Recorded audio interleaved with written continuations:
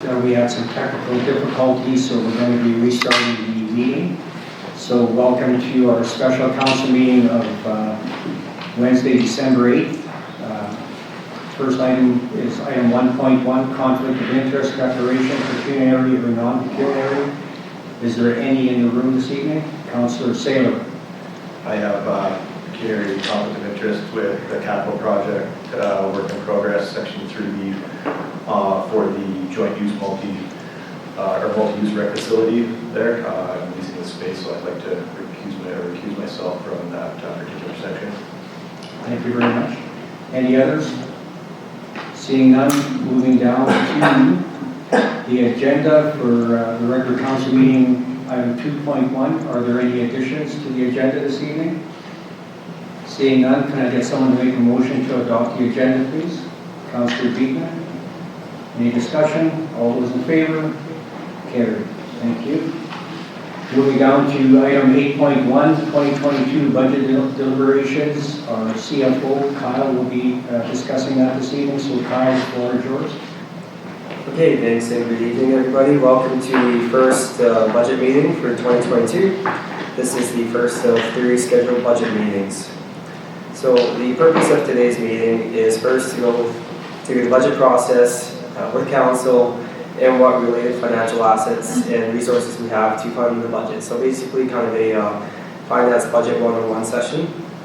After that, we're going to go through the capital projects. So we have it broken up between projects currently started, projects that have been previously approved but not yet started, new capital requests, future projects. Following that, we have a little demo for you, and we will conclude after that. As part of this, I'm just going to kind of keep going and pause in between. If anybody at any time has any questions, please, let me know, and I'll be happy to stop.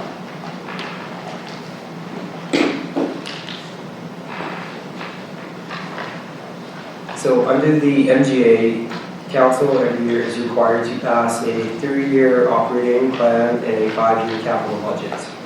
So the operating budget cycle will be from 2022 to 2024, while capital will be from 2022 to 2026.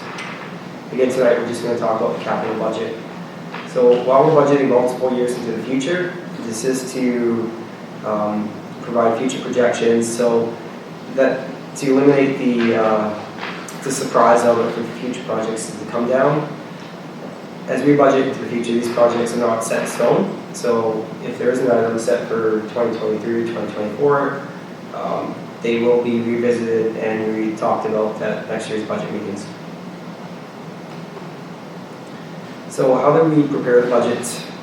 So town administration, what we use is the last year's approved budget as a baseline. From that, it's kind of a trend analysis where we look at revenue and expenses, what have we actually spent versus what have we budgeted. Based on that, we've updated for fluctuations based on inflation or changes based in estimated services and required by the community. Following that, each department has their budget reviewed with myself. Following that, these are reviewed between the CFO and the CAO. We do place a special focus on budget variances and new requests to make sure that the requests have a supported business case with them. Following these, we prepare a draft budget, which you do have in front of you for the capital budget, which is presented to council. Council must pass some type of budget by the end of December. If council is ready at the end of December to pass a capital and operating plan, that's great. If council is still undecided on a few items, usually what we do is pass an interim budget and then revisit that in the new year. I have this slide on the presentation here just to kind of show how the services that we have in the town of Coaldale often affect the quality of life for residents in the town. But to pay for that, it all comes back to taxes, fees, utility rates. So there's a balancing act there between services and quality of life requested versus the associated costs for those. Talked a bit about the operating versus capital. Tonight it's just capital, so what is kind of the difference between those two? When we're thinking about the capital budget, think of we're constructing a physical asset. An example is if you build a house, right? That is a tangible capital asset that you have acquired. In relation to an operating budget, the operating focuses more on the day-to-day expenses to run that household. So, for example, would be your insurance, your repairs, your groceries, everything else you need to run your household. Part of the operating budget too, we also budget for repayment of our loans and debentures, as well as allocating future savings or allocating funds to the future through our reserve accounts.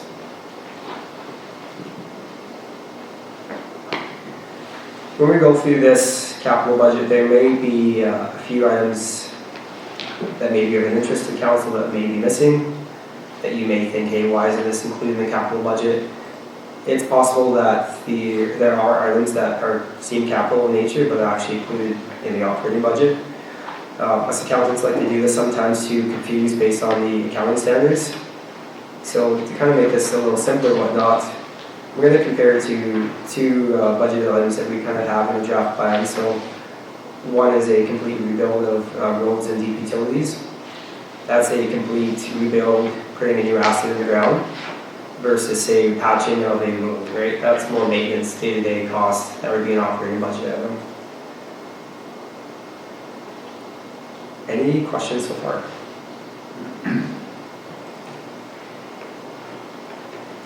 So part of the financial overview, this is kind of a finance 101 for the town of Coaldale. So the town has multiple options available for the funding of any budget, and it's a reflection of council's priorities. A couple factors to consider are what future resources the municipality has to fund future assets, such as what is the future outcome of grants and available debt capacity, what future capital expenses are coming down the pipe. So while it's important to budget for tomorrow, we must also take into consideration we're not using all of our financial resources for today and tomorrow. We must consider those the future needs down in the future. And there's council's funding preference. So we can fund, capital budget based on cash, debt, grants, and the utilization of those. Historically, kind of a balanced approach has been taken. However, if council would like to, say, rely on cash versus debt, that's based on council's funding preference there. There's also time between the capital and operating budget in that while the capital budget is building the actual projects, it's often that our operating budget is paying for these, such as debenture debt payments, reserves. Think of reserves as the town savings accounts, while our day-to-day expenses are our checkings account. So when you see reserves referenced in this PowerPoint, that's essentially our savings account, funds we're putting away for future expenses.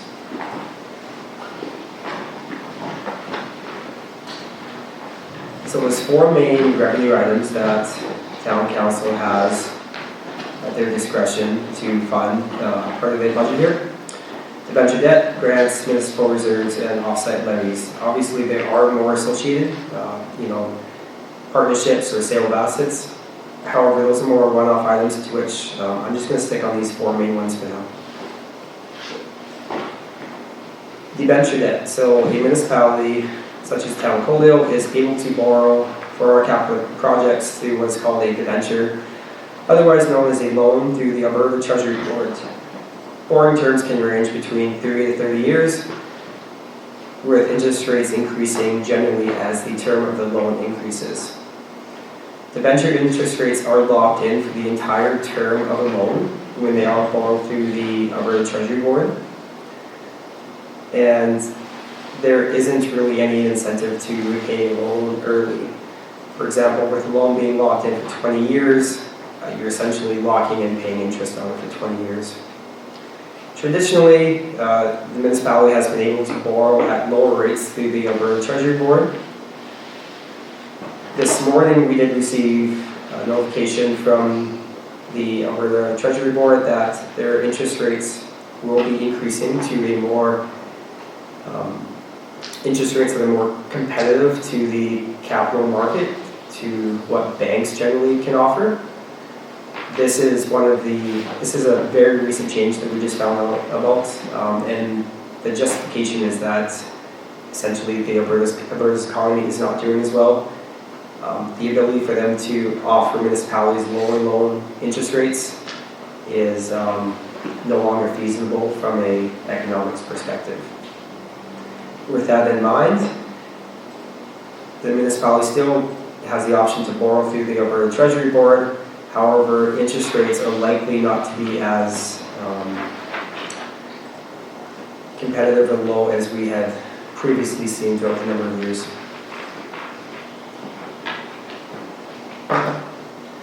So as I just kind of touched on too, when taking out a debenture loan through the Treasury Board, a 20-year loan is locked in for 20 years.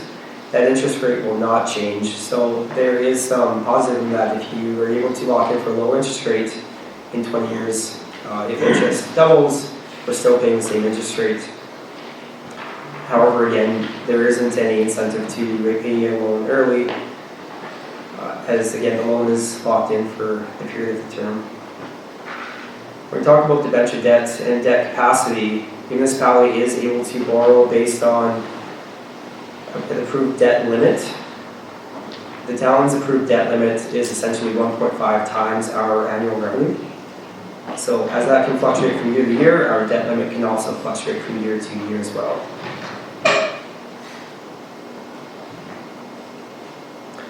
Just to kind of summarize then, so a few positives about debenture debt is that when acquiring these loans, we're able to budget with interest rate stability. With the loan being locked in, we know what our loan payments are going to be for the next X number of years over the term of the debenture. So there aren't any surprises about increasing interest rates or additional funds needed to basically pay the debt in the future. The total payments in year 1 will equal the total payments in year 20, no change. Also does provide us with some cash flow management, so it provides the municipality with a higher level of cash flow that we can invest in the further means.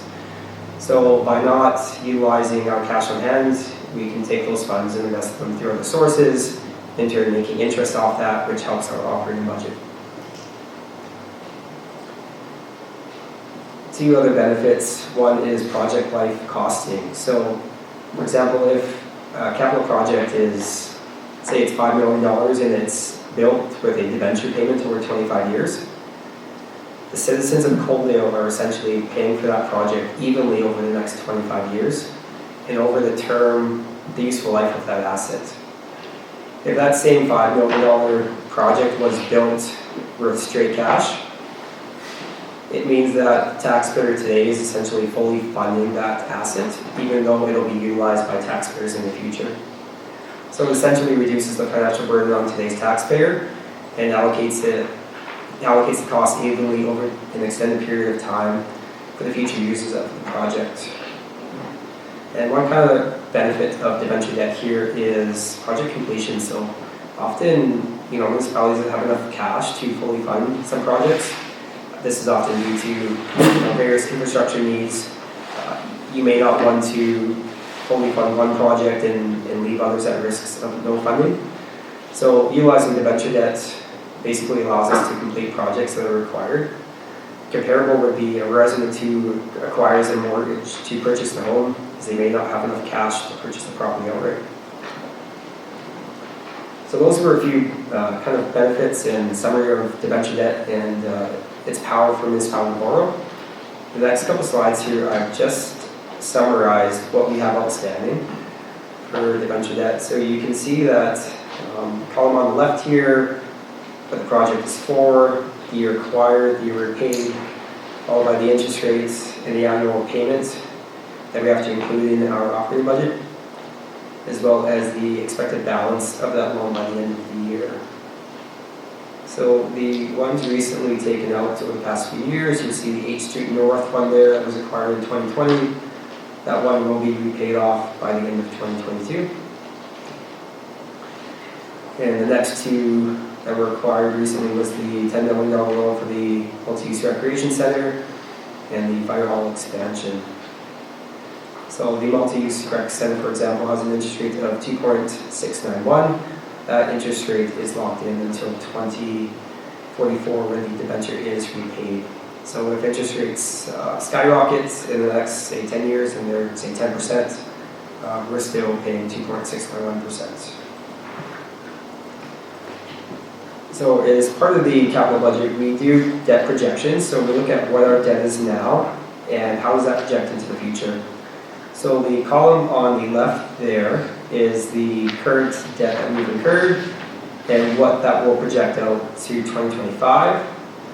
The column on the right is the town's projected debt limit. So again, the debt limit is the maximum amount that the municipality can borrow under the MGA. You'll see that there is an increase here in the 2021 debt amount. There is an increase in 2022 debt amount. That's based on the assumption that the $4 million debenture payment for the lagoon upgrades will be withdrawn in 2022. Just to know, as part of this debt projection, we haven't included any other expected requirements of debt at this moment as part of this. This table here just kind of summarizes as part of the borrowing capacity that the municipality has for capital projects. What is our debt limit in the future and what availability we have? So in 2022, you see it's roughly 61%, and that debt limit utilized will decrease each subsequent year until 2025, when we're expected to have 48% of our debt limit utilized, which the inverse means there is 52% available for future capital projects. By no means are we recommending or suggesting that we should fully borrow up to our debt limit. This is just kind of a analysis to show the resources the town of Coalio has available. Any questions on that so far? The second one being grants that we have available. So each year the town of Coalio receives grad funding from the provincial and federal government. For the purpose of this conversation, I'm going to break this out into confirmed and unconfirmed grants. So the annual grants we receive, such as MSI and federal gas tax, for this would be confirmed grants. There's also other project-specific grants which the town is eligible to receive. These ones must be applied for and approved by the provincial or federal government on a case-by-case basis. An example would be the AWWP wastewater partnership grant that we received for the lagoon upgrades. This isn't a grant that municipalities are guaranteed. They must apply based on the project and essentially hope that the provincial government or federal government will approve funding. So with demand for grant funding often higher than the supply, complete, timely, and proper project planning, likely with a combination of lobbying efforts, will be kind of the recipe for future success of grant applications. As part of these confirmed fundings, so each year the town of Coalio will receive approximately $520,000 a year through the Canada Community Building Fund. This is previous federal gas tax fund. It has changed the name recently. We're projecting the $520,000 each year as part of this capital budget. It's currently what we're receiving, so if that amount does go up, that is an added benefit. Town also does receive yearly an MSI capital grant from the province of Alberta. We have discussed this recently, that the funding for this grant will reduce by approximately 45 to 50% from normalized funding levels. So for 2022-2023, we are going to receive $867,000 per year. Subsequent to this, MSI will be expired in 2024. It will be replaced by the Local Government Fiscal Framework Act, to which the province has said that grant funding to municipalities will be tied to provincial revenue levels.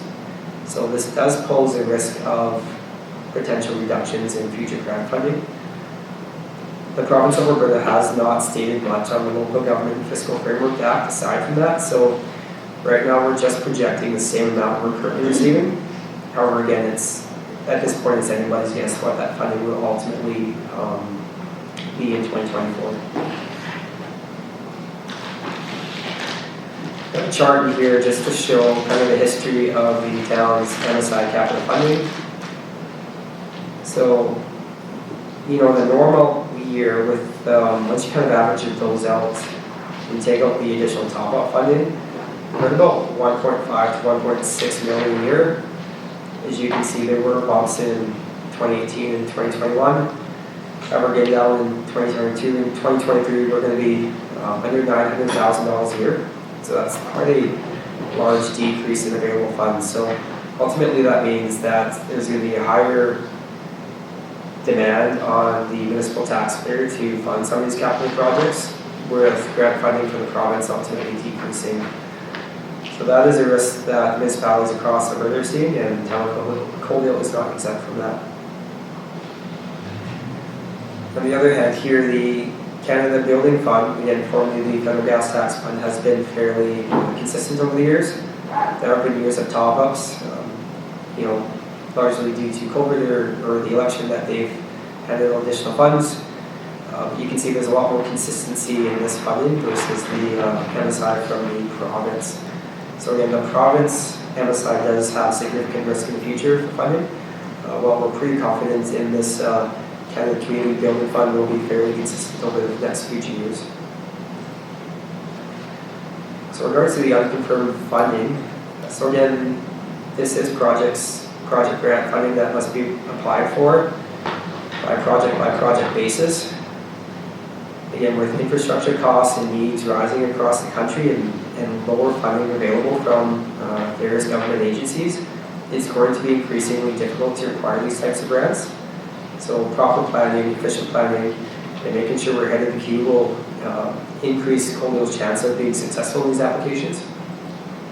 A few examples that we have been successful in the past: again, the Lagoon upgrade, $4.4 million, 8th Street North, just under $600,000, Illinois Phase 2A, $4.7 million, and then Phase 3 of Illinois was just under $2.3 million that we received.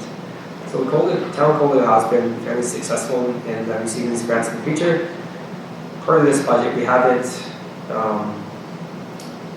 assumed any of these unconfirmed grant funding. So there's a project that comes up to which we are eligible and possibly do receive future grant funding that we're just being added bonus. We haven't considered that again, just to the uncertainty associated with this. Part of the budget, all the confirmed grants that the town has received up until 2021 have been 100% allocated to current capital projects. However, that being said, funding 2022 and going forward has not been formally allocated, and that's subject to council's approval. So you have the discretion to allocate these funds where you deem necessary per the budget process.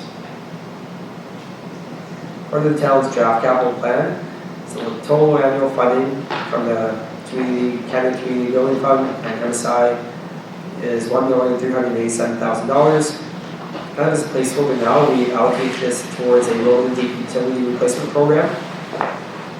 We've started this in 2023 and going forward, but again, this is ultimately up to council's discretion. Just kind of again, the asterisk that MSI is expired in 2024, so there is some uncertainty associated with that future funding, that it may decrease or may increase, but we just don't simply know right now.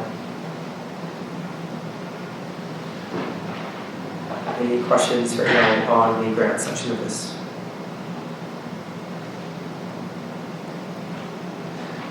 Third one I'd like to talk about is municipal reserves. Excuse me. So again, municipal reserves are essentially the savings account for the town of Coaldale.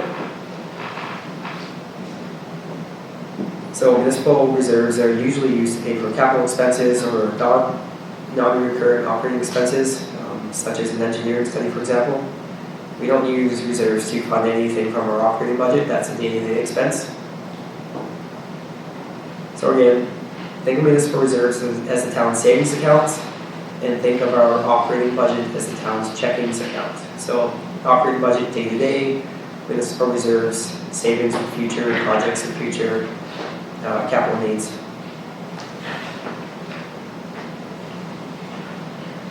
with infrastructure costs and demand increasing into the future, and again, as we can already see reduced grant funding, it's important for us as a municipality to increase the annual amounts we're putting towards municipal reserves.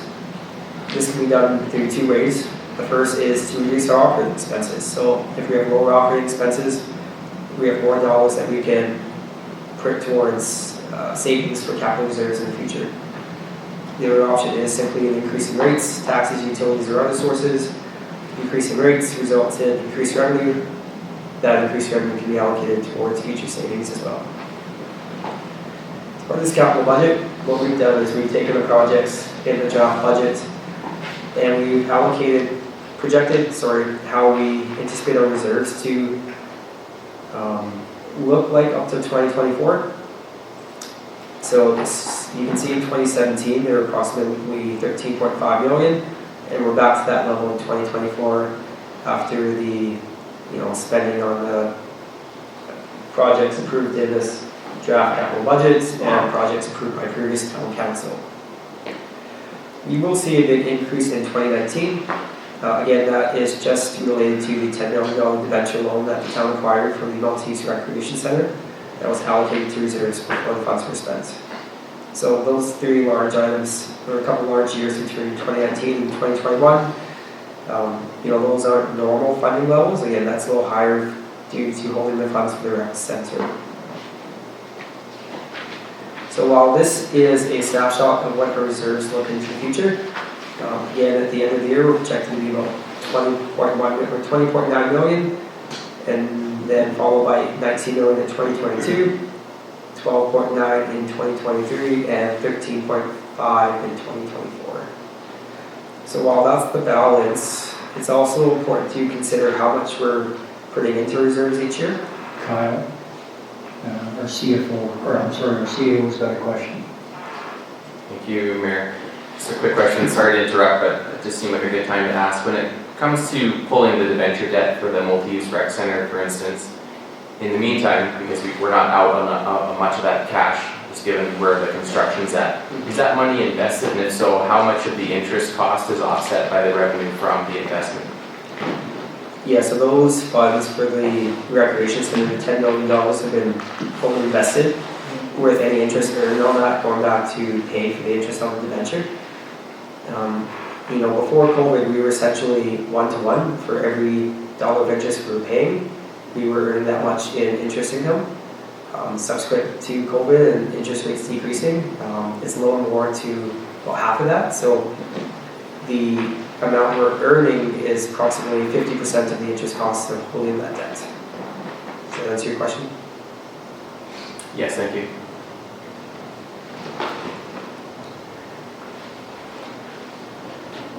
Okay, again, it's also important to consider how much we're putting towards reserves each year. So what we've done here is we've kind of normalized how much we're allocating to reserves.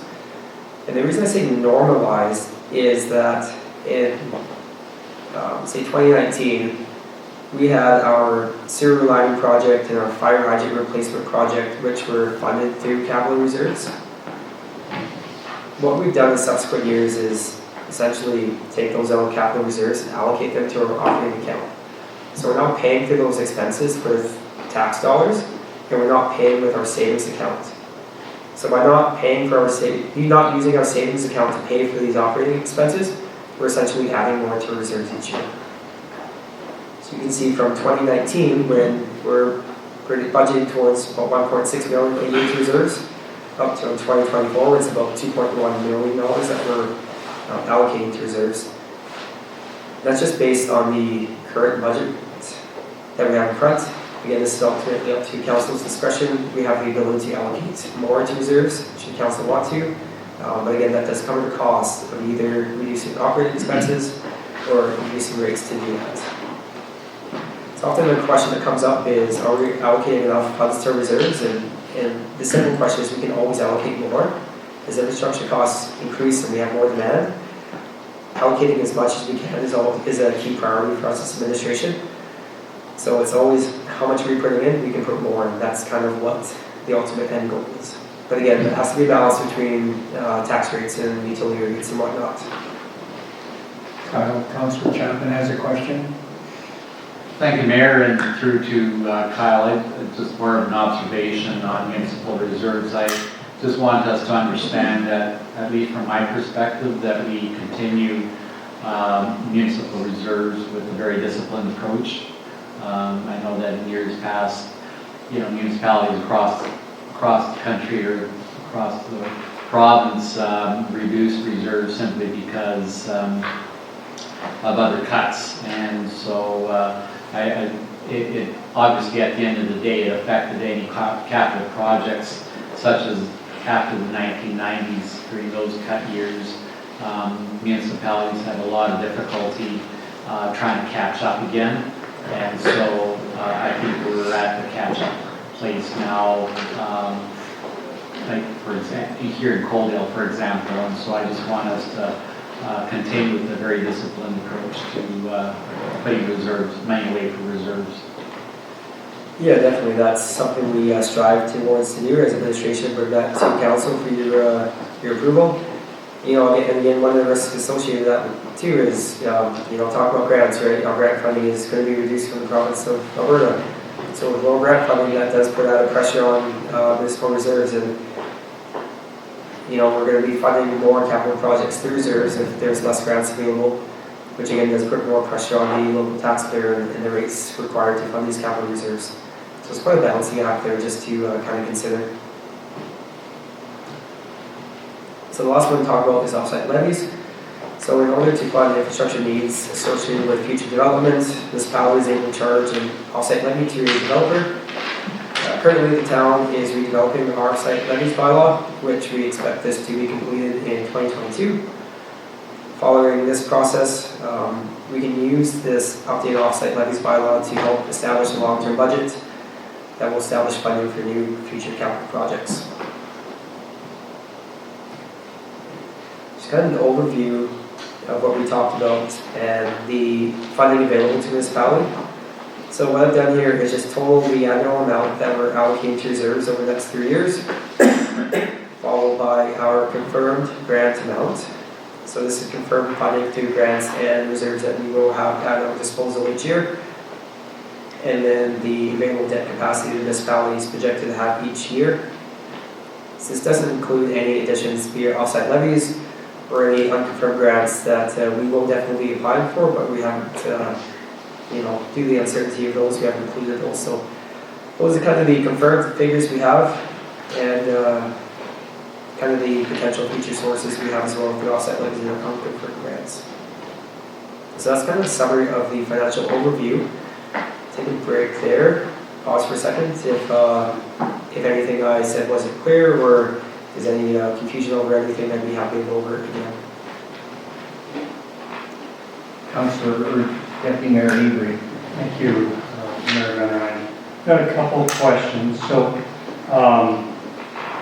for grant funding, and it's unconfirmed, but if we look at city status rather than town status, does that get us more of the MSI funding or less MSI funding? Because we're right on that brink now of being able to do that. So would there be less grant funding if we look at that? I don't know that the answer to that question. I'll have to look at that to get back to you. I know, for example, the City of Calgary and the City of Edmonton have their own special formula for how they receive it. They negotiate that with province. It's part of the other cities. Sometimes if you have responsible for highways or you're responsible for other various infrastructure, like the town of Banff does receive more grant funding just based on their needs. If we talk about the town or city thing, our MSI operating, we lost 200 grand a year because we were growing faster than the provincial benchmark, and they somewhat penalized us for that. So I could see both ways working, but I'll have to look at that and get back to you.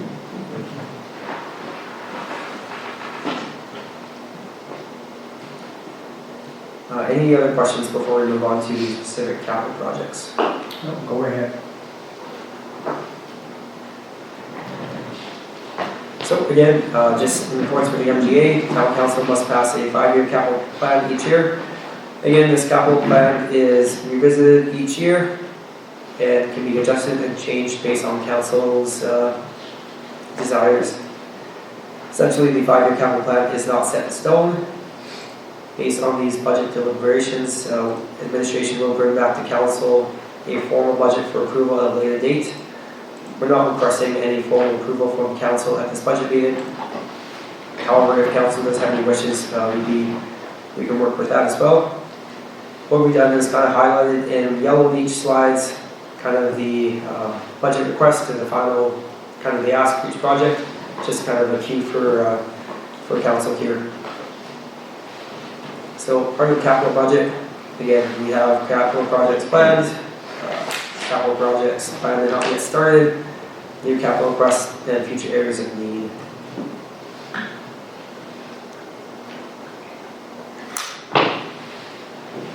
So on the screen here we have the projects that we're going to go through and talk about that are currently worked in process. These are the Lagoon upgrades, the Maltese Rec Center, the Northwest Coalio Infrastructure Development, 6 Square, Pathways, Highway Corridor, the Water Distribution Plant Replacement Program, and our Fleet Replacement Program as well. So on the slides here we just have a couple updates or pictures of full bird's eye view of the lagoons. I believe these are probably a couple months old. But it just kind of shows you what the project actually is and how it's coming along here. So currently the town operates an air lagoon facility which discharges into the Old Man River. In order to do this, we have to have approval from the province of Alberta. Under the town's, previously based on the town's current infrastructure and the Environmental Act from the provincial government, we had to upgrade our lagoons. The upgrade of lagoons can be separated into 3 main categories: the actual lagoon upgrades, followed by the river pump station upgrades and the main lift station upgrades. So, while only the lagoons had to be upgraded under the environmental standards, we did have other infrastructure needs that we added in as well. The benefit of this was we were able to get grant funding for those second areas of needs as well. Construction is currently underway with the expectation that this will be completed by the end of 2022. And the results for this budget were presented to the previous council at the July 28th council meeting with an improved budget of just over $12.8 million. The assumption from this was that the province of Alberta, through the AMWWP grant, would provide funding for 37.17% of this cost. We have recently learned, though, that the province of Alberta is only funding up to $11.8 million of the project through the grant. So as a result, we're requesting that council reduce the budget by $370,000 down to $12,466,000. So this doesn't, the reduced budget doesn't, we're not looking at changing the scope of the project at all, or reducing any of the work done. We're able to present this to council as we have to date found cost efficiencies from construction equipment totaling $280,000. The balance would be made up through reduction in the project contingency, which would reduce from approximately $500,000 to $400,000. So reducing this budget essentially doesn't reduce or change the municipal funding contribution for this project. It just aligns to with the actual grant funding we're going to receive from the province. Again, that is reducing by $370,000 from levels that we previously expected. However, again, we expect that we can fully fund this within the updated budget without any request from council for additional funding. Part of the funding for the lagoon will be $4 million debenture debt. The funding and financing plan for this debenture debt has been earmarked for the operating budget, so which we're going to talk about funding for that future loan payment at next week's council meeting. Any budget questions or technical questions on the lagoon? You have Jesse Pearson who can ask any questions, and Jason as well on that project. We're good. Okay, Okay, next up is the, Oh, one second. sorry. Councillor Saylor. This is just that section that I had the conflict of interest with, so I'll excuse myself right now. Thank you.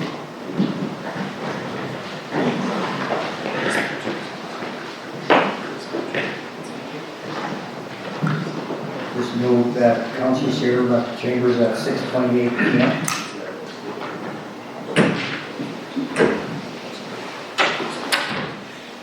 okay, the multi-use recreation center.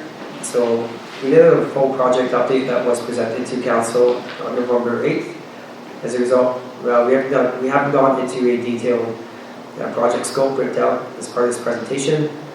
However, if there's any questions from council that aren't included in this, we'd be happy to answer them. So the previous approved budget was $13 million, $10 million in debenture funding, followed by $3 million from MSI grant funding.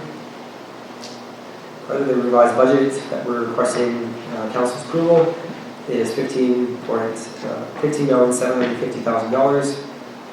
Essential change in the funding year is in addition to MSI grant funding, we did have some unallocated Canada Community Building Funds, again, federal gas tax, Municipal Reserves that we had allocated, that we had received from essentially the rec center funding surplus and future fundraising for the rec center. So this project is currently underway and is scheduled to be completed by the end of by the spring of 2024. Any questions from council on this? Again, we were brief on this just because of the project update we had from before. But we can ask or address anything you have to answer now. No, we're good. And then Deputy Mayor Adrian Key will grab Jason back from Jordan.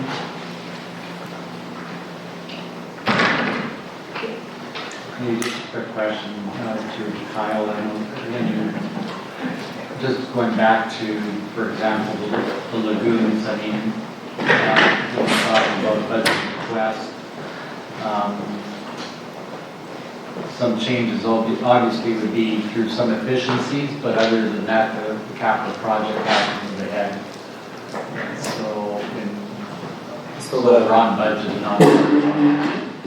Correct, yeah, we're still on budget. The scope of the project isn't changing.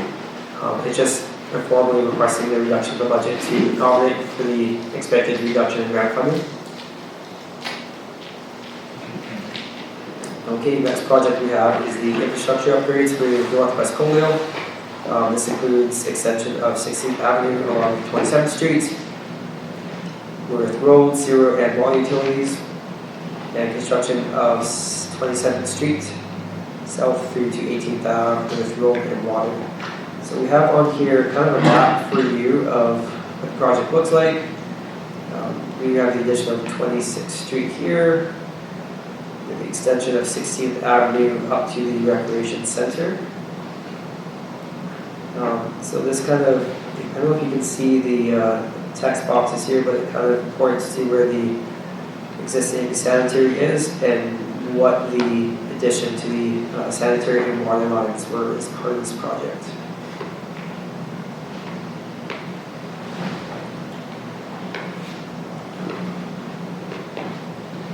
Also, part of this infrastructure upgrades, we have the traffic control signals installed on Highway 3 and 30th Street that have been completed now for a few months here. So in discussing the budget for these two projects, part of the previously approved budget was $2.5 million for the road and utility work, $750,000 for the traffic lights. Estimated costs to complete these are $3 million for the road and utility work and $770,000 for the traffic lights.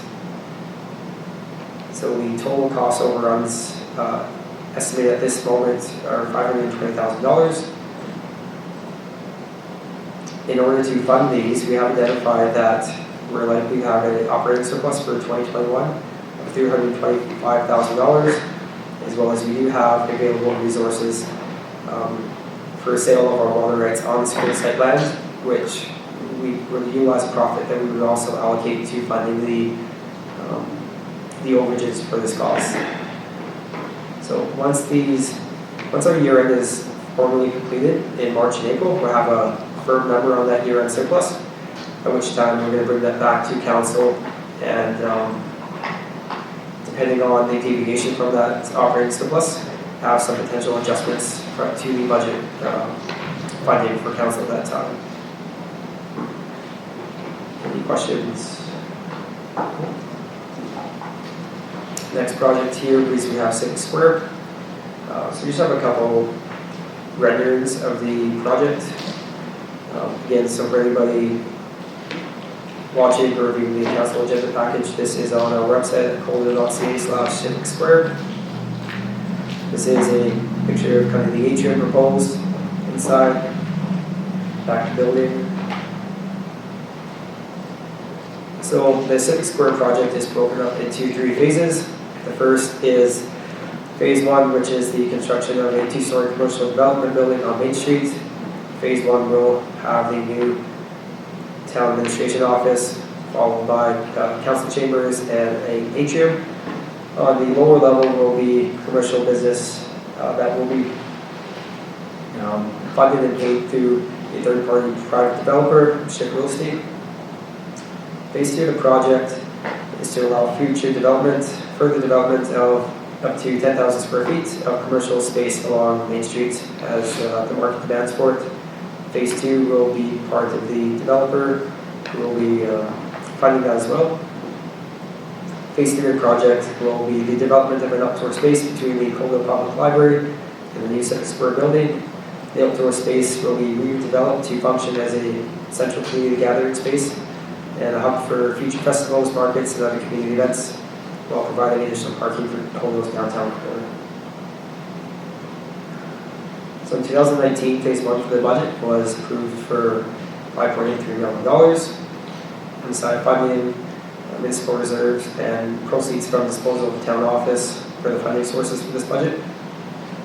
Following the tender process for phase 1, expected cost to complete the project are approximately $6.4 million. The increase is largely attributed to inflated construction materials that we've seen prior to COVID. An example of this is steel trusses alone were approximately $100,000 over the previously approved budget based on price inflation. So the previous town council had approved the new budget for phase 1 of the project at $6,395,530, including the lands associated with the project for as Schedule E in the contract. The revised funding for this project would essentially stay the same while allocating the difference from the town's Northeast Industrial Reserve.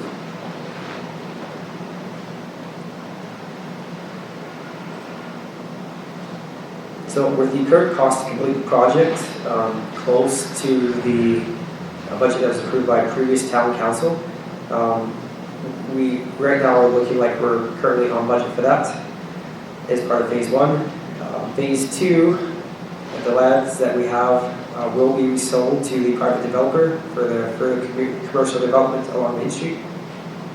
Excuse me. This is essentially money in, so the town purchases these properties and selling them out to the developer money out. Phase 3 of the project, current costs associated with the land that has been purchased for this project are $719,000, which are funded through the town's Northeast Industrial Land Reserve.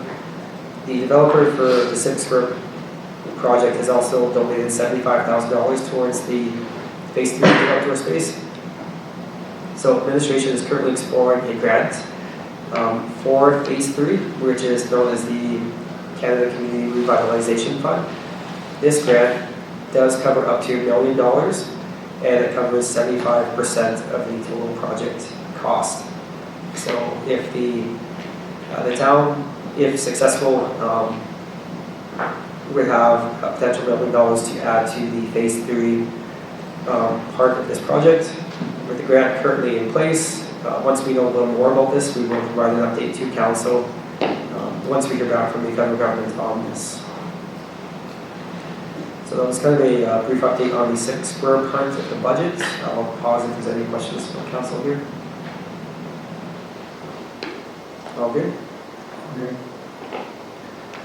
The Pathways project. So as many of you have seen and it might have been on already, the Pathways project has provided approximately 3.3 kilometers of paved pathway across Coalio for non-vehicular connectivity to all sides of the community.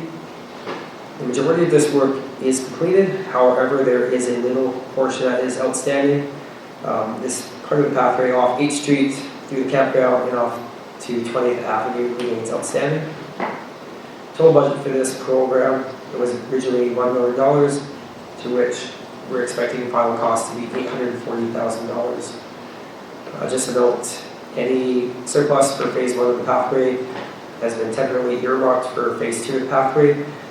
However, that will have to be brought back to council's review again as part of the formalized budget for next year. Just a map, I don't know if you can see that, but kind of the amount circled there. On the top right-hand corner is the part of the pathway that's outstanding. It's kind of the zoomed in portion there. So that is the work that we are proposing that will be completed in 2022 with the existing budget that we have.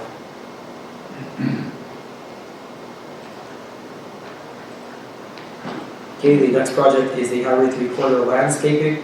So this is, essentially the landscaping that has happened up to is that west of the Dairy Queen, all the way up to the Telus building. This work has been kind of started over 2020 and 2021.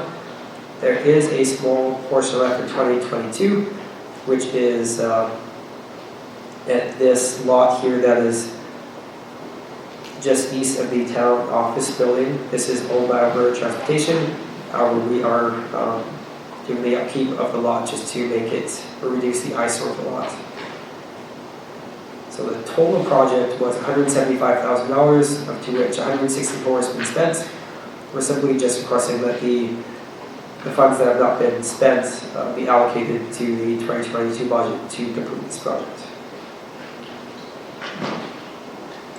Just a quick question through to that fence on the east side of that lot there. Was that Alberta Transportation paid for that, or was that part of our cost? Yeah, that was our cost. So Alberta Transportation owns a lot, and then we have a basically agreement with them that we will provide the upkeep and maintenance of that property. So anything you see on that was town cost.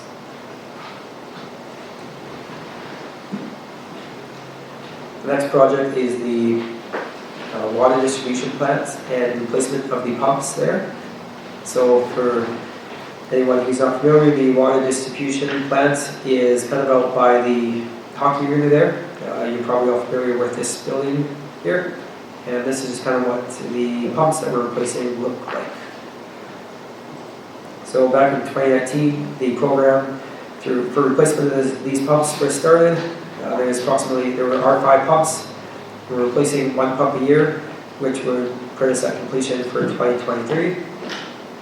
Each pump has a useful life between 20 and 25 years. And this was staggered for strategic asset management, so that if something happens to the pump, we're not replacing all of them in 1 year. They have kind of a useful life that spreads out, that isn't the same for each pump. So budgeted cost for 2021 was $90,000 for pump replacement, to which we're expecting costs to actually be $50,000. What we are requesting from council is to utilize the unspent funds and carry these forward to the 2022 cost. This would result in total cost of $130,000 to complete for 2022 and $90,000 to complete this program in 2023. Following that, all the pumps will be replaced as part of this distribution plans. The final project that's kind of currently in place is our annual fleet replacement program. So each year we take one town Coalio truck or fleet vehicle and we replace that. Previously at a budget cost of $55,000 a year. Right now, just with the risk of inflation, we're requesting to increase this annual budget to $60,000. Once the vehicle is replaced, the old vehicles are pushed down and they're used within other areas of the organization that may not use the vehicle on a day-to-day needs, such as parks or recreation and whatnot. So that concludes the projects that have been previously approved that have been started or in progress. Any questions before we go to the next stage? Councillor Chapman. Thank you, to Kyle. With the fleet replacement programs, you're asking a minimum budget of $60,000, just as an example. So next year, you know, cost of everything goes up, you know, 5 or 10%. So you'll probably increase that replacement program to another number, or would you be able to continue at 60,000? 60,000, excuse me, is the price that we anticipate to be able to purchase the vehicles next year after factoring inflation. Okay.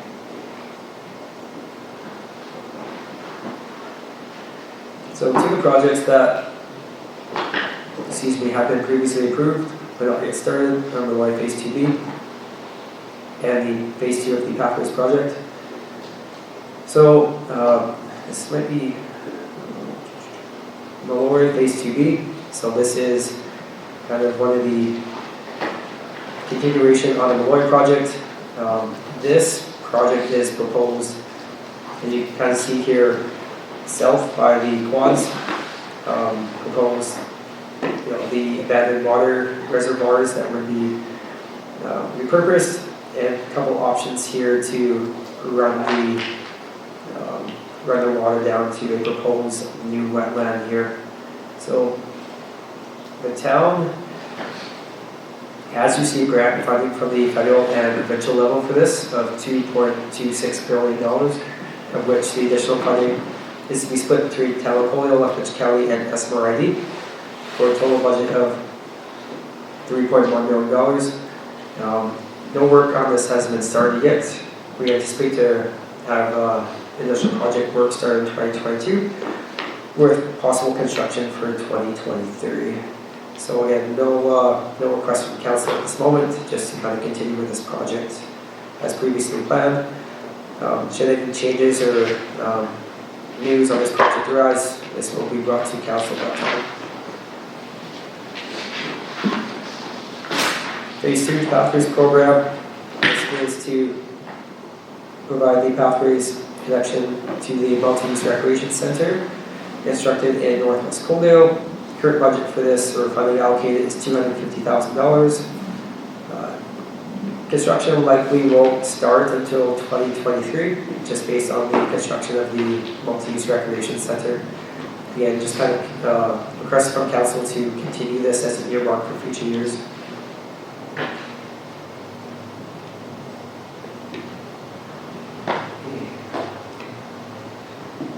So, as we continue here, we have the capital projects for the new requests for 2022. So these are projects to which the different departments within the town have requested capital funding from council. So while the projects we just went through have been previously approved and we're requesting funding be carried forward, council will ultimately have to approve or not approve these projects. So the first one is the emergency service truck, so the truck for the fire chief. This is scheduled for replacement every 5 years, part of the our emergency management of Levees County, to which 2022 is scheduled for the replacement year for this truck. Upon replacement of this vehicle, the vehicles essentially get pushed down through the organization so they can be utilized by other members within the department. The estimated cost for the vehicle, including upfit, ranges between $75,000 and $85,000, of which Levees County has contributed $34,500 towards the cost of this asset. With that being said, we're requesting a budget of $80,000 from town council for this fire equipment vehicle, of which the funds that the county has already contributed will offset that cost. Any questions on that item? Second item here is quads, the automatic irrigation. So currently at the quads, the irrigation we have is all 100% manually, that has to be turned on and off via the valves. So, you know, you may have automatic sprinklers at your house that go on time. Anytime the ponds have to be watered, somebody has to go out there and manually turn the valve on and off. We've estimated that's approximately 20 hours of work a week during the summer that's required to do this. You know, in addition to the lost staff time to do this, there's higher water costs associated, right? Because you're watering, you know, during the time that staff are available there to turn the valves on, turn the valves off, rather than potentially early in the morning when staff aren't yet there. So, two of the benefits for this capital cost would be we have more staff time available for actual maintenance of the facility, as well as lower water costs because we're watering in a more feasible time during the day. Part of this program, staff are recommending a full trench and a Coalio system that again would provide automatic irrigation controls to the quads. So this project would have a useful life of approximately 20 years, an expected cost of $60,000. If approved, this would be funded through the Parks Reserve account. You implement that this coming spring? Yes.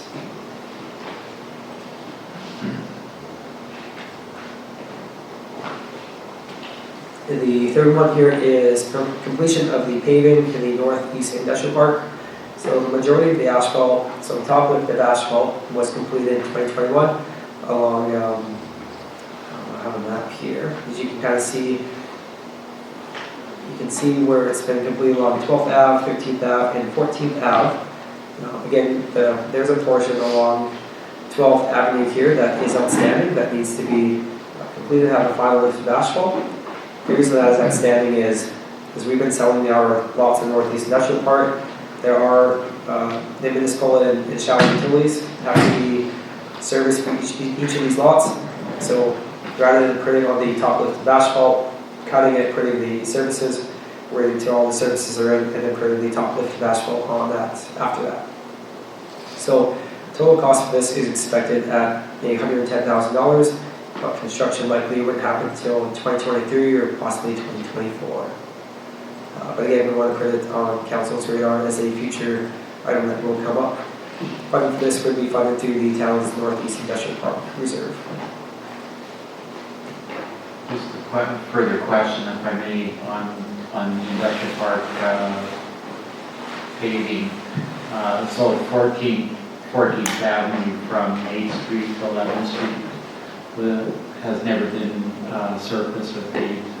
Is there a particular rationale for that? If you look at this is, I think, just any comments on that?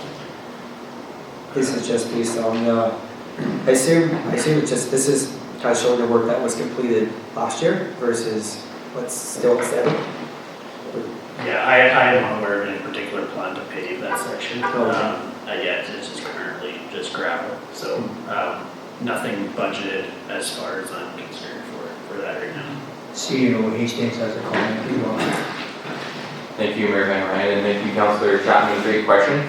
14th Avenue in the Industrial Park, as you know, it is gravel and currently unserviced. But that is an excellent infill opportunity in our industrial park to help buy some time for capacity, because we're currently, I think with the exception of one lot, sold out in the industrial park, and there are plans for there to be a new industrial park, but that takes time to develop land. This is an ideal portion within the industrial park for some infill development if there's landowner interest. We've done some preliminary look at how to bring services there, as well as some costs, so that we can relay that information to people if they inquire. So it's not in this budget, but it's a great concept that we're exploring. Yeah, thank you. I was just asked about that the other day. Okay, the kind of the final item here is kind of a combination of items. So we just put the equipment and machinery replacement program as one.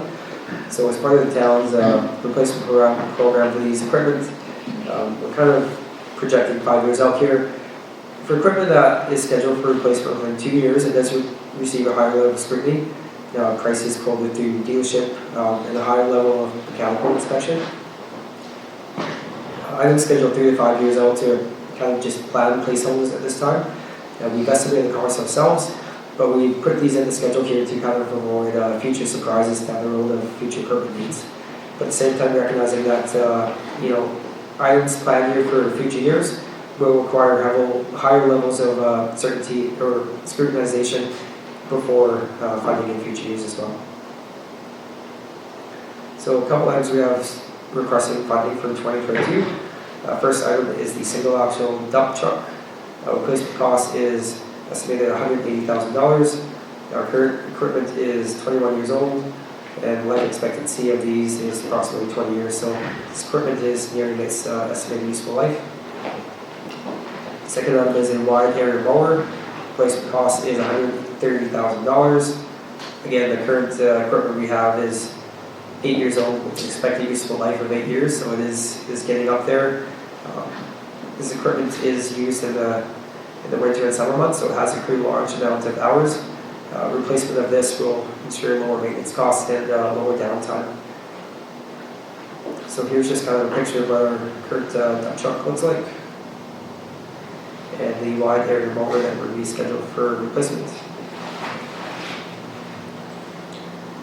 The last one requested for 2022 is an attachment to our Bobcat. So this attachment would be $8,000.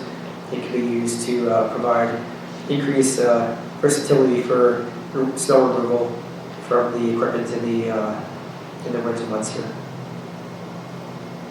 So anything going forward here, 2024 is kind of a temporary placeholder that, again, will be brought to council for further discussion and approval in our further budget year. Again, we just kind of want to put this on council's radar for now. So the first one is our boom crane auger truck. So replacement cost is $180,000.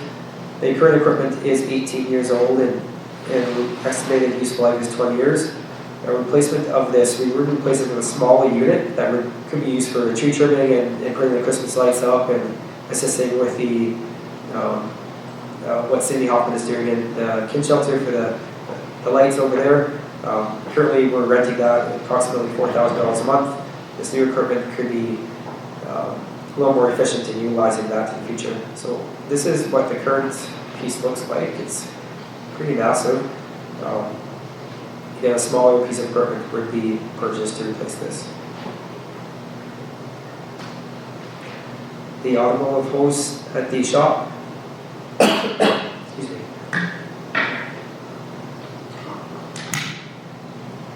Expected replacement cost is $50,000.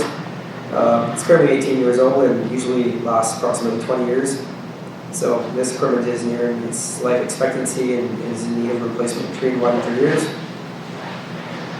A parks tractor is requested. This is going to be a new piece of equipment and not a replacement for a cost of approximately $80,000. The town currently relies on one tractor for year-round operations, so the addition of a second tractor would, we don't have the operations and the parts and the rec department essentially sharing one tractor. This would provide additional capacity for grass cutting and in the summer and snow removal in the winter. So it provides a high level of service that we can cut grass faster and allow us to go a little faster. So this is just what the current hoist looks like that we would be replacing.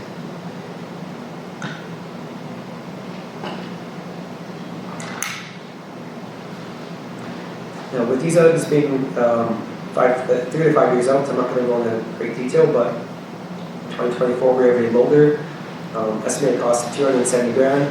Yeah, this is just kind of an internal estimate. It's not a quoted cost now. But current equipment is 12 years old with a useful life of 15.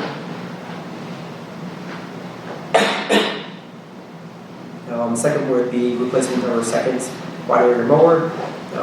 Expected cost again of $130,000, along with a attachment for the mower of $30,000. This would again allow us to provide a high level of efficiency with cutting grass and ultimately less downtime and keep the parks a little more greener up there. Our current hydrovac truck is currently illegal on Alberta highways as it is overweight. Replacement of this is estimated at $300,000. The replacement would be a smaller single axle truck, but we're still in the process of reviewing what's currently the best piece of equipment that we can utilize at an efficient cost. You know, this equipment would be used for various utility works and parks works. It does cost quite a bit to rent, between $220 and $280 an hour, and we do utilize it quite a bit. But again, we realize that the full purchase of a brand new hydrovac truck isn't necessarily efficient based on the cost of it. So our operations department is looking into various options that we can have to supplement that need. Further that, we have a replacement of another mower for the Parks Department at $80,000 and their paint sprayer at $13,000. And getting to the end here, we have the 2026 placeholder, so Tavern truck, $295,000. It will be there, its expected useful life in 5 years, along with our zero-turn mower with an expected cost of $55,000 that will again be scheduled for replacement in 5 years. So part of this equipment and machinery replacement program, we're requesting council's approval for the 2022 request. Again, the 2023 and 2026 would kind of serve as temporary placeholders that would be reviewed at before each year's budget cycle. You know, further that, we're also town administration will be doing a full review of the equipment replacement schedule for 2022-2023. We're likely going to undertake this after council's development of their strategic plan, just to kind of give us a better expectation of the equipment we'll need in the future. As again, based on these projections here for these costs, our fleet reserve for replacement of these vehicles, the expected cost in 2025 will exceed the available funds. So then once we have kind of a game plan going forward, this could help address that funding deficiency in the future. Just a question for Justin. The existing vac truck we have right now, like how well used is that unit? Like how often do you guys have that out? Thank you, Mayor. That's a good question. We discussed this last year. We had a capital budget. The current vac truck, because we found out midway through the year that it was overweight for Alberta highways, it hasn't been used since. We have an external flusher that we use. It was modified quite a few years ago. It was modified to have a flusher on the front end, and unfortunately it wasn't weighed at that point to make sure it was safe for Alberta highways. We have since then weighted and corrected that, and we don't use it because anyone who would use it would incur a fine. Previous to that, it was used weekly. As part of this replacement in 2025, one thing I will do when we bring it to council is something similar to what we did with the street sweeper snowplow. We'll do a complete assessment of the need for it, or the need for maybe just maintain contracting out that service throughout the year, or maybe renting or leasing a hydrovac truck. So, Because looking at one of your slides, it was $64,590, but that's combined with the loader, if I'm not mistaken, right? Yeah. That's page 21. Thank you. So if that unit is just sitting there, you're not able to sell it then? we could consider selling it at this point. We're researching that as we speak, because if we sell it, we have to tell people it's actually not allowed on Alberta highways at this point. We looked at modifying. That was the original plan, is buying an external flusher that was large enough to do all the sewer lines in the town. So the hydrovac truck wasn't required for flushing. Unfortunately, the price is back. We got back for modifying it back to its original purchased condition. Was about $30,000. So in the future, we'll be bringing this to council as options. That the current hydrovac truck is 18 years old. It was purchased used by the town of Coaldale from an oil field company.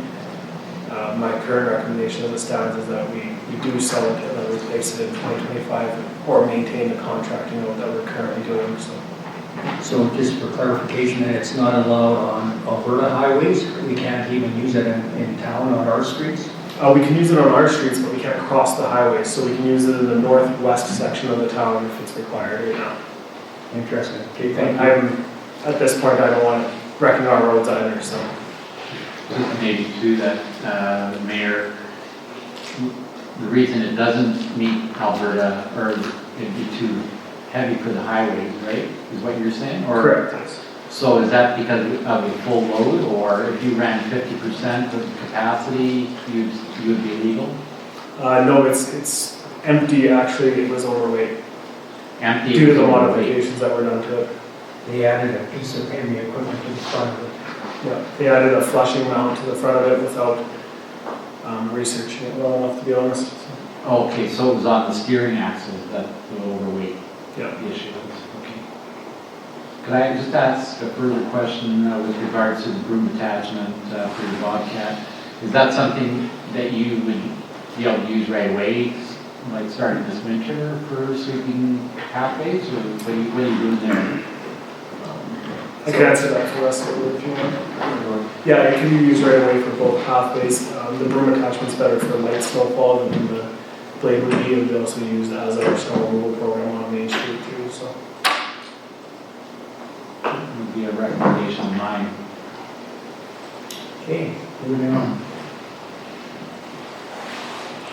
So that concludes the section 5, which is the new capital request for this upcoming year. So what we've done in this next part is, we've identified that there's other infrastructure needs and capital needs within Coaldale that, may have come up through various engineering reports or, community consultation or community discussion. Some of these projects are quite complex and significant in nature, so they will require future planning and organization to complete them. So while they're not in here as a kind of approved project, we just kind of wanted to start the conversation with council about these projects and what they may look like in the future. So the ones we have identified here, the new town water reservoir, the new town pool and marine enhancements, road and deep utility replacement program, the sanitary trunk line for the northwest land development in West Coalio, the Skatepark, and the Coalio water reservoir pump replacement. So first one in regards to the new town water reservoir, as identified in the town's infrastructure master plan, the current water reservoir lacks capacity required to respond to Coaldale's future growth and development and fire capacity needs. Estimated cost through this in the INP is approximately $9 million.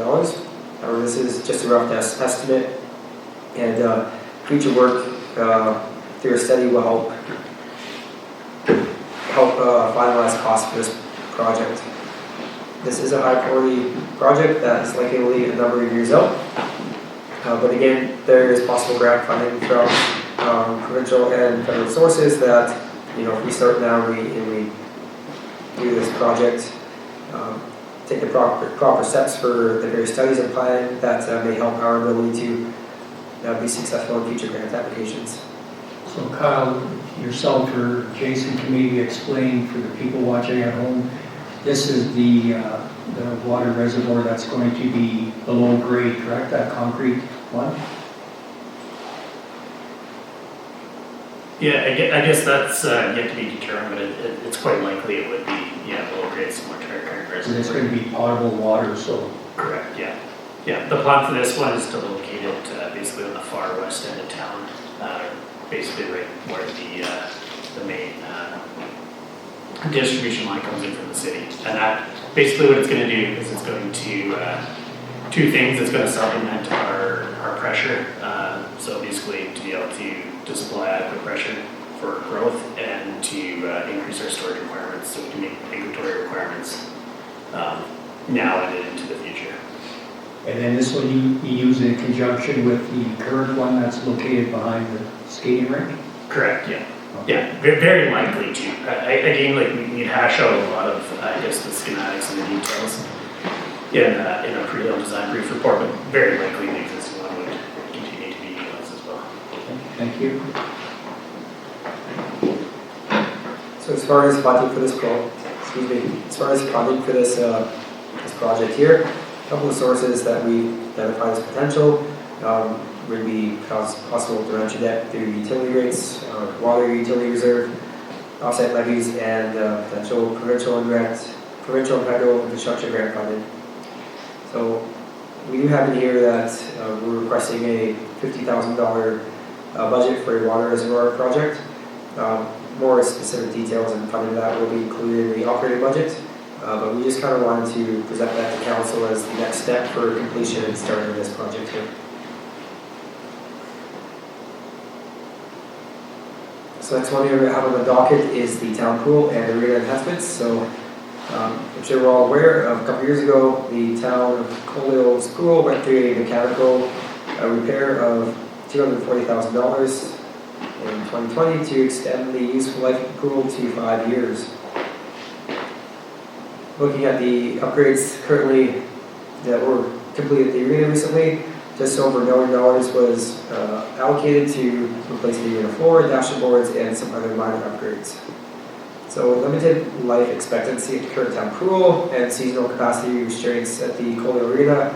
There has been dialogue in the community for a new pool, outdoor versus indoor, and potential for a second sheet of ice. So currently, volunteer working groups are meeting to assist in the planning process for these. Kind of something to keep in mind is that the potential capital and operating costs of these projects can be significant. So as a result, extensive planning and budgeting will be required to ensure we are able to do this responsibly from a financial perspective. So the town currently does have the Waves and Blades Community Working Group. This working group is meeting to discuss the scenarios for these projects, budget options, pros and cons, and other information.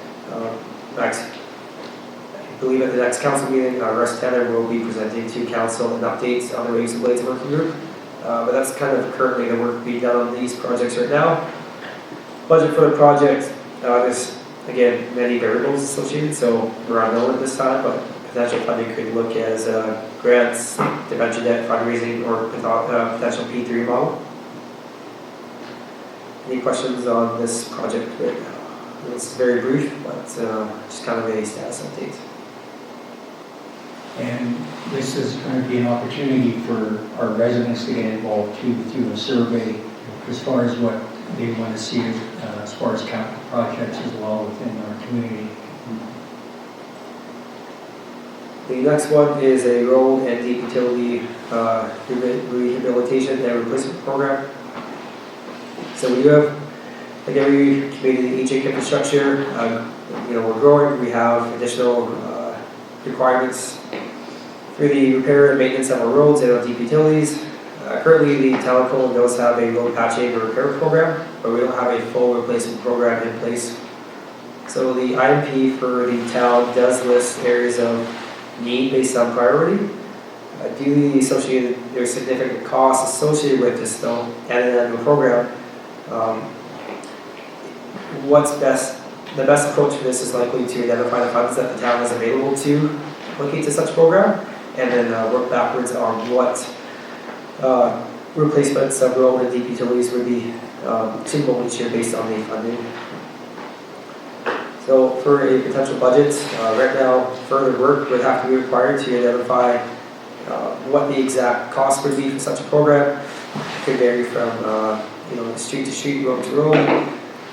Right now for funding, we've temporarily allocated as a placeholder the annual grant funding for MSI and the Canada Community Building Fund from 2023 on of just under $1.4 million towards this project, as well as topping it off via capital reserves to $1.5 million annually.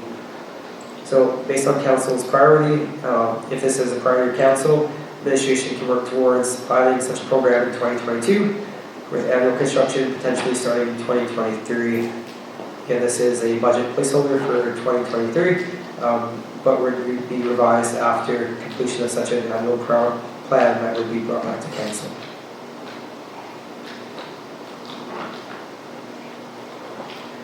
Next one here is the West Coalio sanitary trunk line. To assist for future development of North Coalio, an upgrade and extension of the West Coalio sanitary trunk line will be required in the future.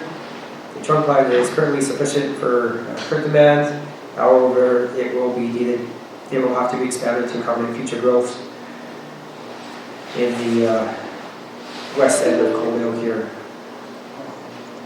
So timing of this project would be dependent upon future developer growth in West Coalio. This isn't an immediate need, but again, it will be a future need based on further development, and to which we're just bringing it to council's attention at this time.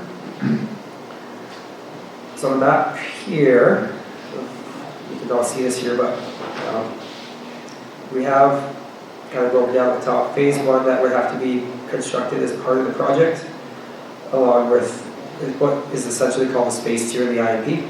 But again, you can see here it runs along 16th Ave. That's currently been constructed as part of the rec center, and then this part up here would have to be completed for future years. This would likely be done in conjunction with possible road replacement program as well to maximize cost saving efficiencies as well. So a question for Jason, then the new trunk line where it transitions down at 16th Ave, the existing one has capacity to handle the school and the rec center until further residential development then? Yeah, this has also been looked at by my predecessors, but we have had our engineering consultants look at this specifically, and we've been advised that, as it stands now, 16th has adequate capacity for the building site itself. Any further development around the building, that will very likely spur like the additional upgrades and basically completion of phase 1 and phase 2 that you see here on the map. Okay, thank you. So the expected budget isn't unknown at this time, just based on some uncertainties associated with the project.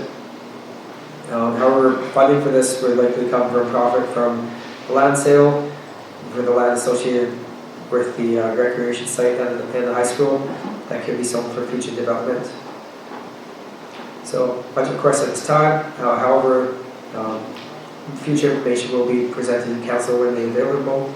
Further, we're requesting the council that direct administration to prepare a marketing package for the 70 plus acres of land that the town does own around the Joint High School Recreation Center. We can create this as a starting point for future sale and development of this land in future years.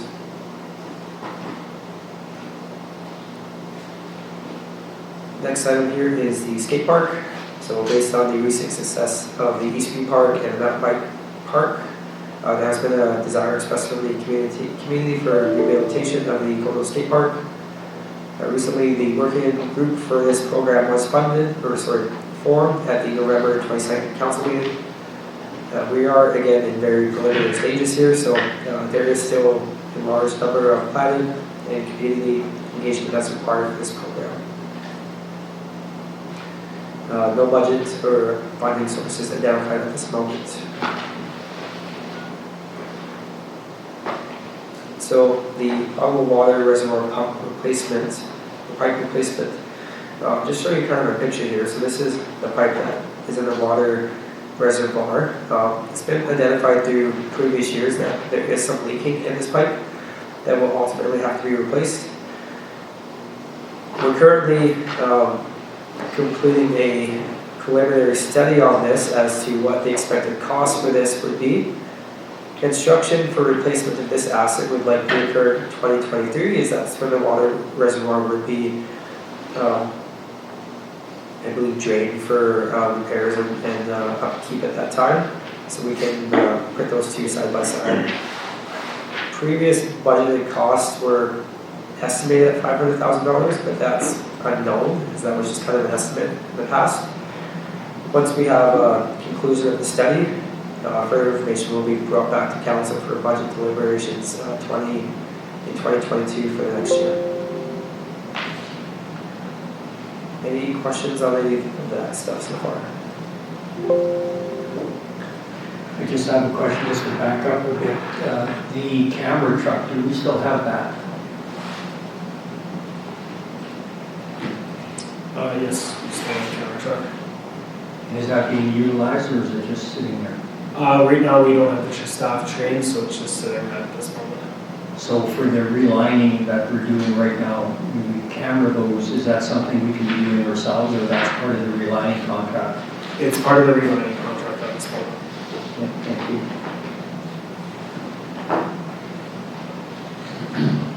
So I'm just gonna pause here for a second, just get my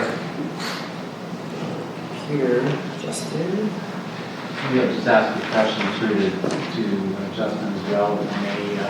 With regards to the capital purchases for equipment. So do you have any reserves through your asset management plan to purchase some of this equipment with?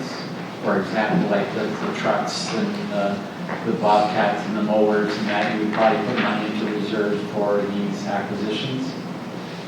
Yeah, so every year, part of the annual funds, when we talked before that, we're allocating right now approximately $2 million a year to reserves. That's split up between different departments. Right now, we are allocating funds for the annual fleet replacement vehicle program and for this equipment. But based on kind of our projections and that timeline of when the equipment has to be replaced, we're kind of fully funded up to the end of 2024. 2025, we start to have some issues where the costs for the equipment are exceeding what we're putting into reserves and available balance. So that's part of revisiting our equipment replacement program in conjunction with council's strategic plan. Once we kind of know the further need for that equipment, we can kind of do a little better long-term planning to make sure we have the financial resources to fund that. But again, that does come at a cost, right? You're either taking away from another reserve or you're raising, say, taxes to allocate more funds to that. So it's a general pool reserve, if I remember right now. Yeah, it's just kind of called the fleet replacement reserve. Thanks for the reminder. No worries.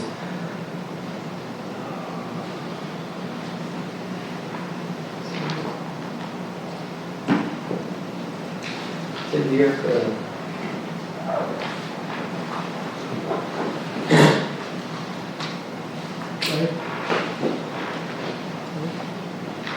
Just unplugged it and plugged back in. Can you guys the PowerPoint too? Or can you guys like in this place I mean just your page this night if it's any this night? Just add it for a second. Yeah, I just want to show this though.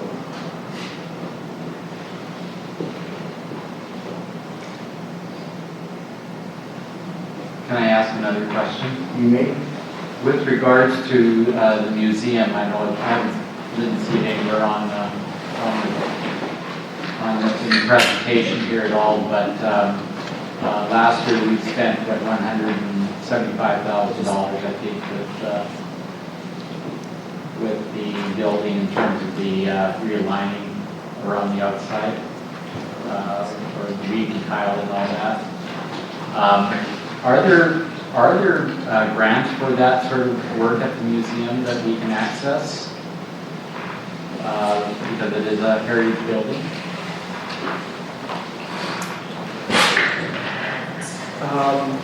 The work for that is completed. So, likelier to try to apply for a grant now would be virtually impossible. I believe that was briefly touched on in the previous structural assessment that was done on the building. So I believe it was looked into in the past, but maybe perhaps something that could be revisited.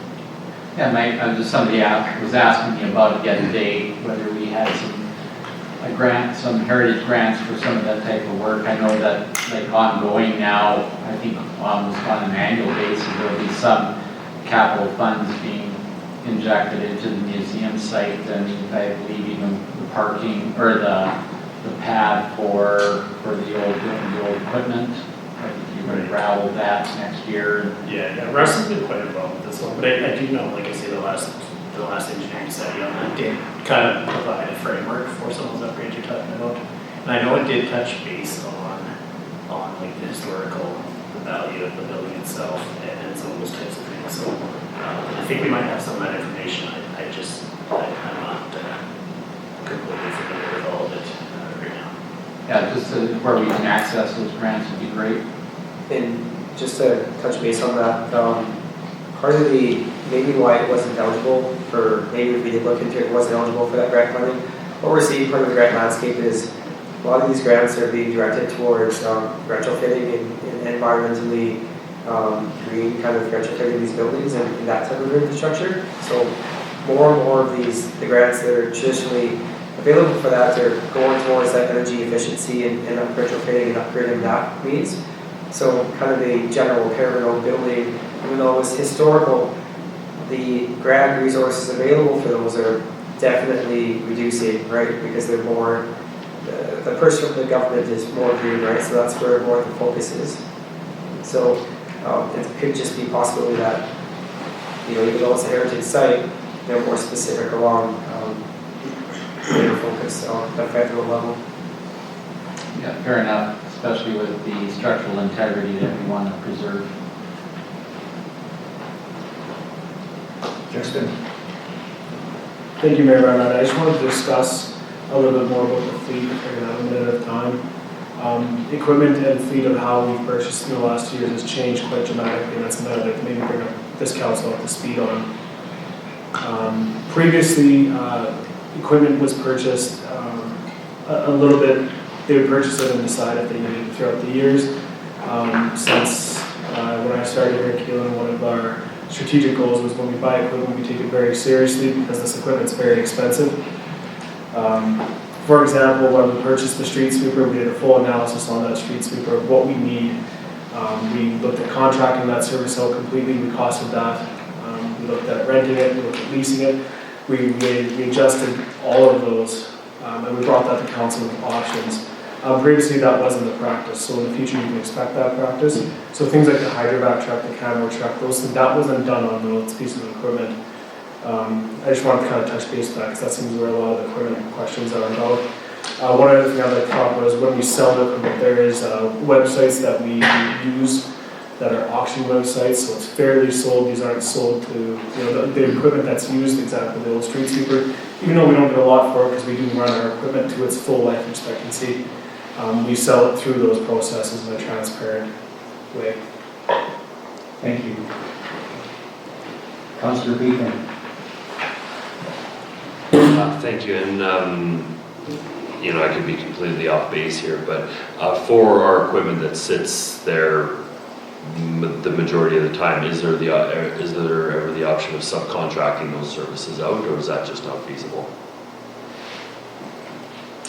Through the chairman to Councillor Beekman, depending on the service, there are a few services that we have for the camera and truck is one example. I believe it was purchased before my time.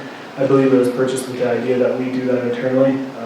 It is quite a time commitment for staff that I don't think was really accounted for, more of a time commitment than I think they thought.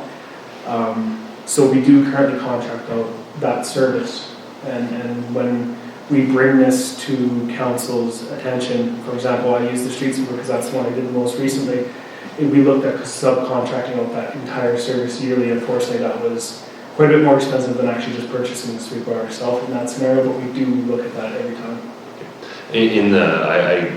I guess I didn't explain it good enough. In regards to like the camera truck, if we had somebody trained to use it, but it wasn't something that was getting used a lot, is that a service the town could sell?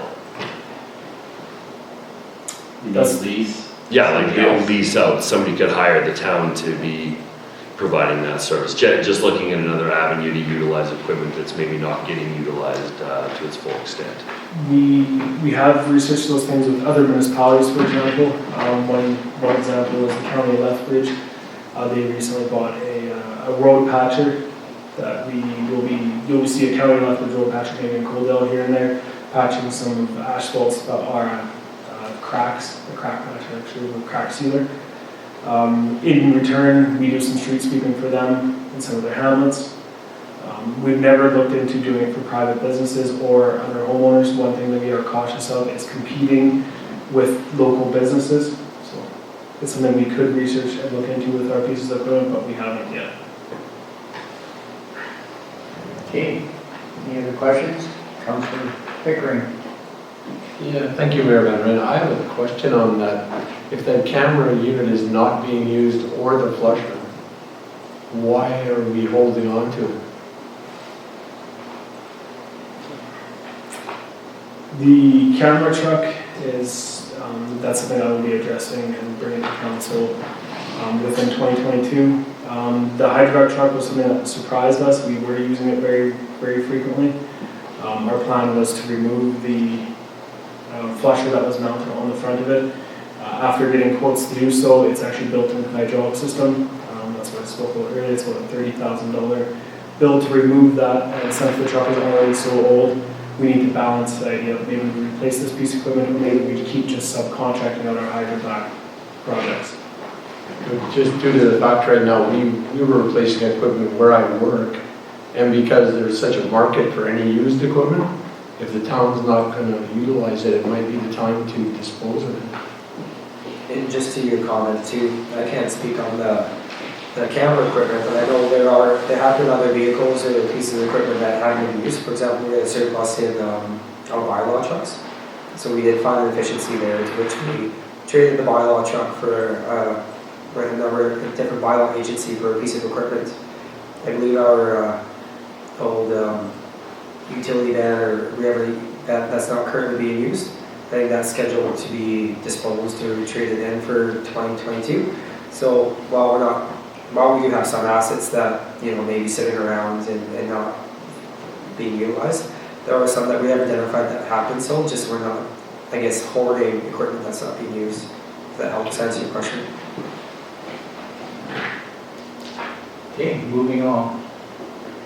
So that was kind of the gist of the capital budget stuff. I wanted to provide council with a quick demo of the product we have called Questica Open Book. So Questica is what we use for our budgeting software, and they kind of offer a add-on here that allows us to engage with the community more and basically uses a platform to demonstrate various financial needs or measures of projects within the town. So this was first launched last April, I believe. So it's pretty easy to access, so anybody can just go in here. It's coalio.openbook.questica.com. So you can just type that in and you'll come to this web page here.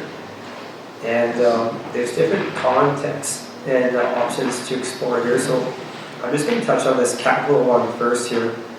Telecom capital projects. So these are all capital projects that were approved as part of the last budget.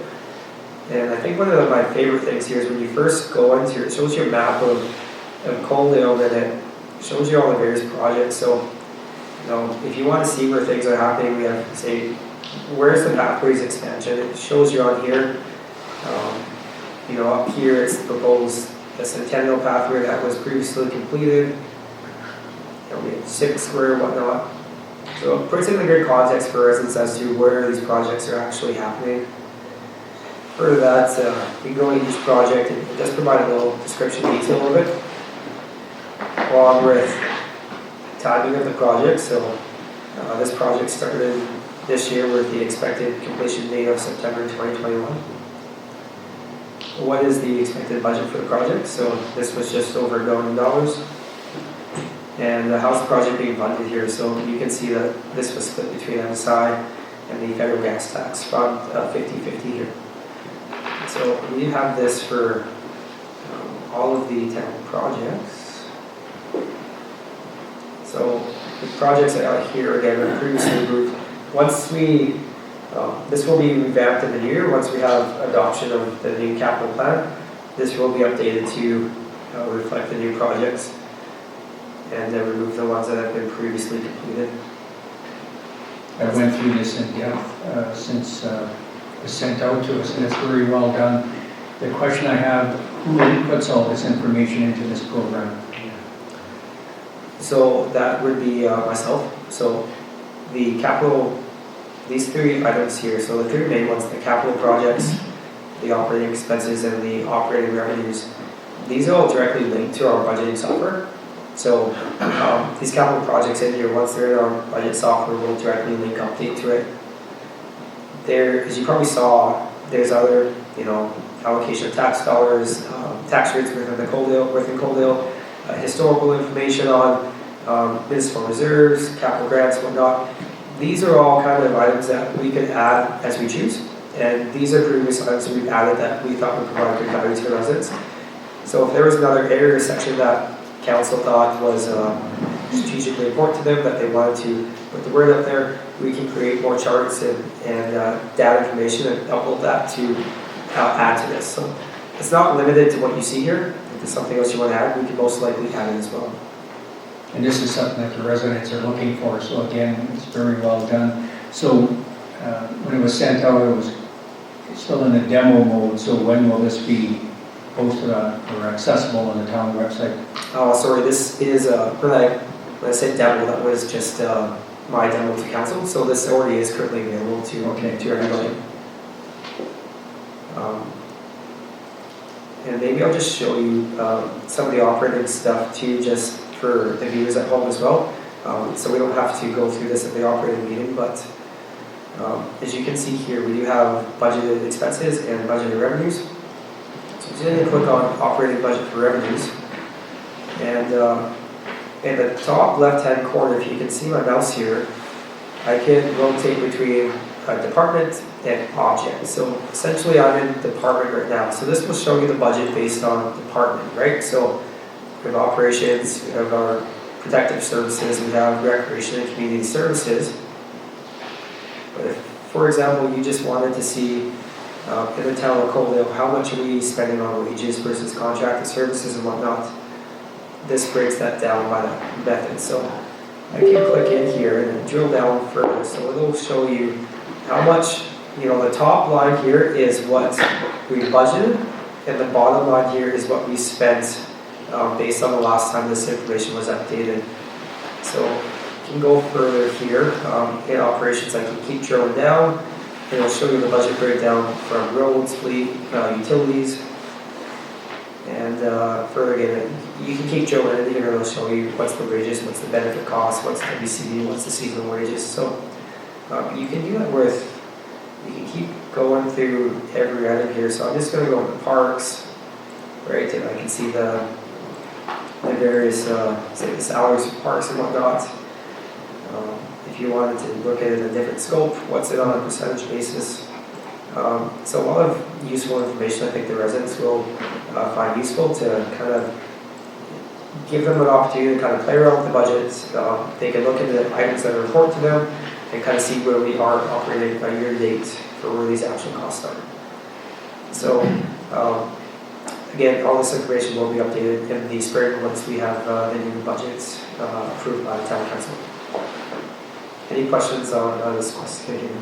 The 2019 census, is it accurate that the average age of residents in Coalio are in their late 30s?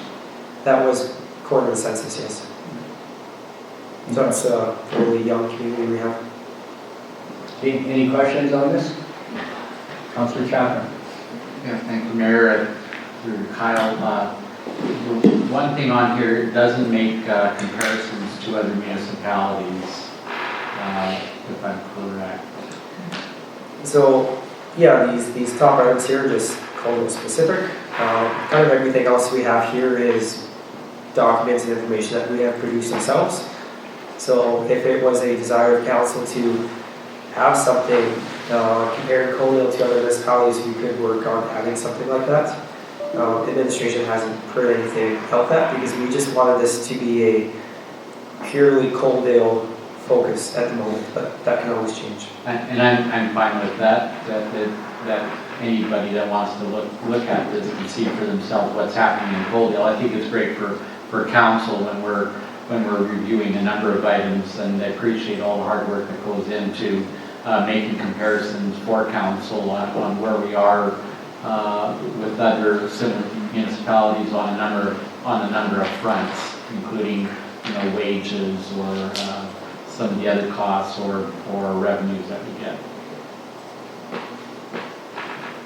And one more question, kind of off topic, like where do we find this on the town website, this actual program? I will have to, I've had trouble with that. Because it would be nice if this is a lot of information, if it had its own tab at the top. it is on the town website. It's probably, it shows you that if I can't tell you directly right now where it is, that's Right. probably not a good thing. So what we can do is work with our website people and make sure it's on a prominent page on our homepage if that would work for you. To have its own tab. Okay, thank you.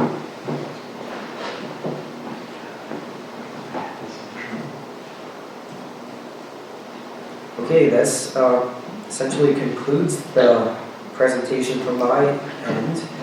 So, we recognize that council will be developing their strategic plan in 2022, and that, we talked about all these high budget items that will require future planning that will come forward as part of the budget deliberations for 2023.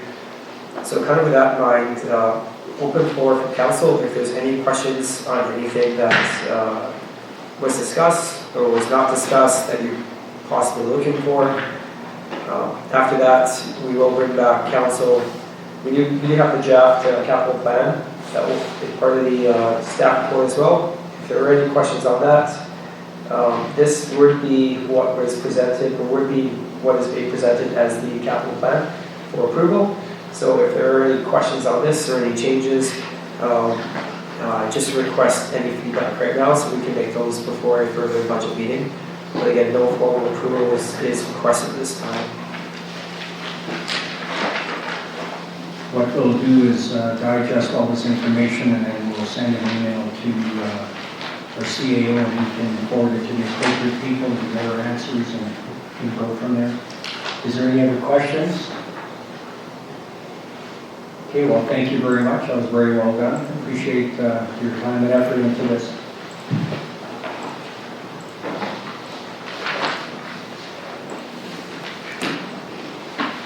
Okay, so I guess we're ready to adjourn this meeting.